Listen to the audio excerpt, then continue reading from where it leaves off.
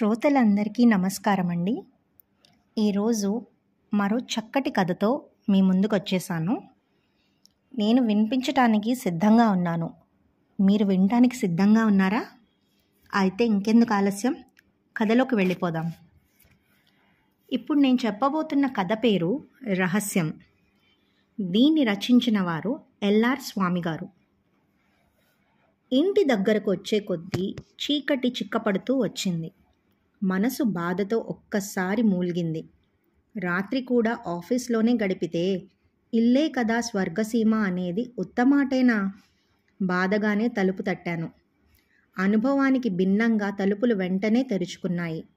చిమ్మ చీకట్లో పూర్ణ చంద్రోదయం అయినట్లు చిరునవ్వుతో ఎదురుగా నిలబడి ఉంది మా ఆవిడ.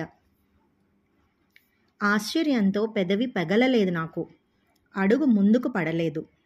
క్రికెట్లో 11వ నెంబర్ ఆటగాడైన బౌలర్ 200 కొట్టినట్లు వింటే కలిగేటంత ఆశ్చర్యం.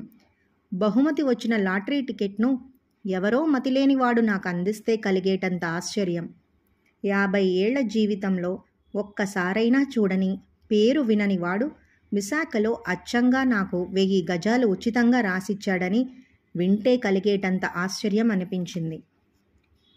ఏమిటలా బెల్లం కొట్టిన రాయిలా నిలబడిపోయారు?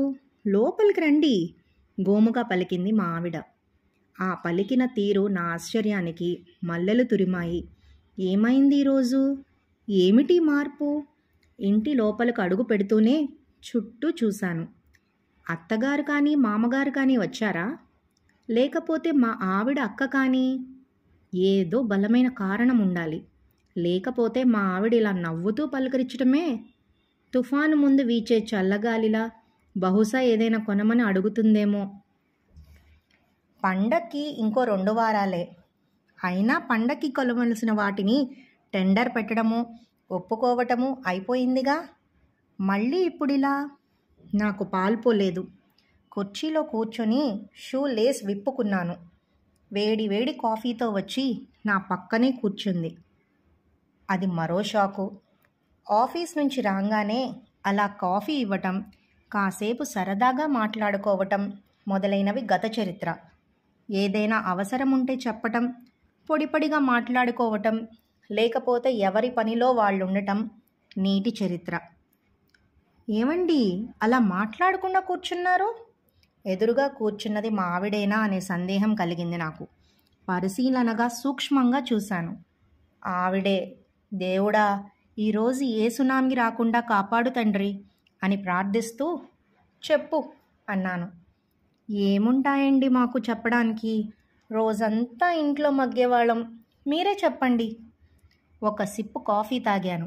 కాఫీ రోజు కన్నా బాగుంది. అయినా ఆ మాట పైకి అనలేదు. కాసేపు పోయాక మా ఆవిడే చెప్పటం మొదలుపెట్టింది. మరేమోనండి, 4 రోజుల క్రితం మా అక్క, అదేనండి మా పెద్దమ్మ కూతురు ఫోన్ చేసింది. రోజుల కొద్దీ బయటకు చెప్పకుండా మనసులో దాచి ఉంచిన చుట్టాల సంగతులు, వాళ్ల గొడవలు వగైరాలు నా ముందు వరదగా ప్రవహించాయి. ఆనకట్ట పగిలినట్లు. సంవత్సరాల క్రితం గమనించిన ఆమెలోని చలాకీతనం, మాట తీరు పునర్జన్మ ఎత్తినందుకు కొంత సంతోషించాను. ఆ మాటలు వినటం పోను పోను ఇబ్బంది అయినప్పటికీ అసలు సంగతి మర్చిపోయానండి. సాయంత్రం బజ్జీలు వేశానండి. హఠాత్తుగా లేచింది. ఆఫీస్ నుంచి ఆకలితో వస్తారని. ఇదొకటా మనసులో అనుకున్నాను. వైశాఖంలో వాన చినుకులా? మా ఆవిడ సాయంత్రం టిఫిన్ చేయటం కూడానా? ఇంటికి వచ్చి ఆకలిగా ఉందని చెబితే బయట తినలేకపోయారా అని అంటుంది. టైం చూసావా? 9 దాటుతుంది. ఇప్పుడు బజ్జీలేమిటి? అన్నంలో తినేస్తాను అంటూ లేచాను. ఫ్రిడ్జ్ నుంచి తీసిన చలి విరగని కూరలు తినే బదులు సాయంత్రం చేసిన బజ్జీలు బెటర్ అనుకున్నాను. కానీ మరో షాక్ ఇచ్చింది మా ఆవిడ. వెచ్చగా చారు కూర వడ్డించింది. ఇదేమిటి రోజు ఇలా షాకుల మీద షాకులు ఇస్తున్నావు? వేడి వేడి వంటలు. ఏదో నేనెప్పుడూ మీకు వేడివేడిగా వండి పెట్టనట్లు. ఆవిడ ముఖం ఎర్రబడింది. పోనీలే, అయినా ఈరోజు ఈ మార్పు ఏమిటి? ఏదో ఉంది, కారణం చెప్పు. ఏం టెండర్ పెడుతున్నావు? మరీ బాగుంది మీ మాట. ఏదైనా కొనాలని అడిగే ముందు మీకు నేనేం సేవ్ చేస్తున్నట్లు లేకపోతే చేయనట్లేనా? అలా అనలేదే నేను. ఇంతకు నా బడ్జెట్లో వచ్చే వస్తువే అడగాలి సుమా, హెచ్చరించాను. 10,000 పెట్టి పండక్కి పట్టుచీర కొన్నాను. అందువల్ల చీర టెండర్ పెట్టదు. మరింకేం అడుగుతుంది? నేను ఆలోచనలో పడ్డాను. హఠాత్తుగా గుర్తొచ్చింది. పండుగకి బోనస్ వస్తే ఒక వజ్రపు ముక్కు పుడక కొనమని అడుగుతుంది.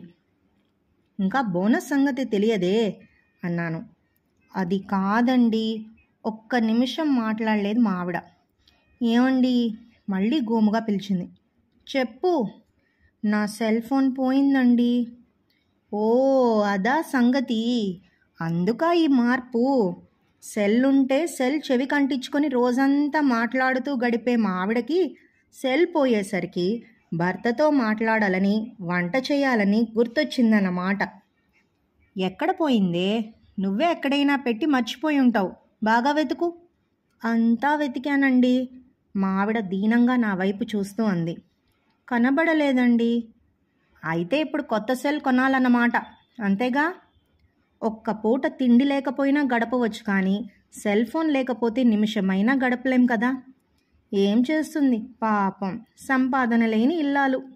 అలాగేలే, కొత్తది కొంటానులే అన్నాను. ఆవిడ ముఖం మీద చంద్రోదయం అయింది.